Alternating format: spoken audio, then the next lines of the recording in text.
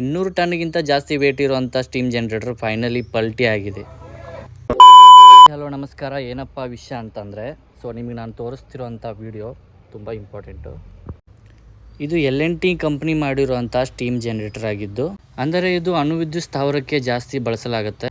ಇದನ್ನು ತಯಾರಿಸಿದ್ದು ಗುಜರಾತ್ನಲ್ಲಿರುವಂಥ L&T ಫ್ಯಾಕ್ಟ್ರಿಯಲ್ಲಿ. ಇದರ ಉದ್ದ ಬರೋಬ್ಬರಿ 24 ಮೀಟರ್ ಆಗಿದ್ದು, ಇದರ ವೇಟು ಬರೋಬ್ಬರಿ 200 ಟನ್ಗಿಂತ ಜಾಸ್ತಿನೇ ಆಗಿರುತ್ತೆ. ಇದರಲ್ಲಿ 100ಕ್ಕಿಂತ ಜಾಸ್ತಿ ಟೈರ್ನ ಯೂಸ್ ಮಾಡಿದ್ದಾರೆ. ಇದ್ರ ಜೊತೆಗೆ ಒಂದು ಬಿಳಿ ಕಂಟೈನರ್ ಟ್ರಕ್ ಜೊತೆಗೆ ಒಂದು ಕಂಟೈನರ್ ವ್ಯಾನ್ ಕೂಡ ಇತ್ತು. ಇವೆರಡೂ ಕೂಡ ಸಪೋರ್ಟ್ ಆಗಿ ಒಂದು ಬ್ಯಾಲೆನ್ಸ್ ಅಲ್ಲಿ ತೊಗೊಂಡು ಹೋಗಬೇಕಾಗತ್ತೆ. ಒಬ್ಬ ಮಿಸ್ಟೇಕ್ ಮಾಡಿದ್ರು ಕೂಡ ಪೂರ್ತಿ ಪಲ್ಟಿ ಆಗೋ ಚಾನ್ಸಸ್ ಇದ್ದೇ ಇರುತ್ತೆ. ಇದು ಗುಜರಾತಿಂದ ಇಲ್ಲಿಗೆ ಬರೋಕ್ಕೆ ಬರೋಬ್ಬರಿ 3 ತಿಂಗಳು ತೊಗೊಂಡಿದೆ. ಅಲ್ಲಿಂದ ಇಲ್ಲಿವರೆಗೂ ತುಂಬ ಕಷ್ಟಪಟ್ಟು ಬಂದಿದ್ದಾರೆ ಹೈವೇಲಿ ಕೂಡ.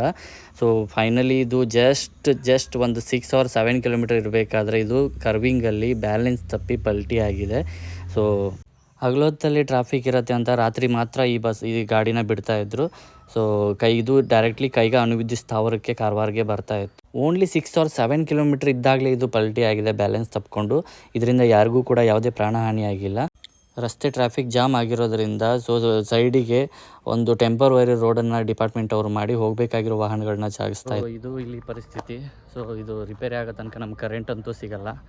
2 ದಿನ ಆಗ್ಬೋದು, 3 ದಿನ ಆಗ್ಬೋದು. ಬಟ್ ಆದಷ್ಟು ಪ್ರಯತ್ನ ಪಡ್ತಾ ಇದ್ದಾರೆ ರಿಪೇರಿ ಮಾಡೋಕ್ಕೆ. ಮಣ್ಣು ಹಾಕಿ ರೋಡೆಲ್ಲ ಮಾಡ್ತಾಯಿದ್ದಾರೆ.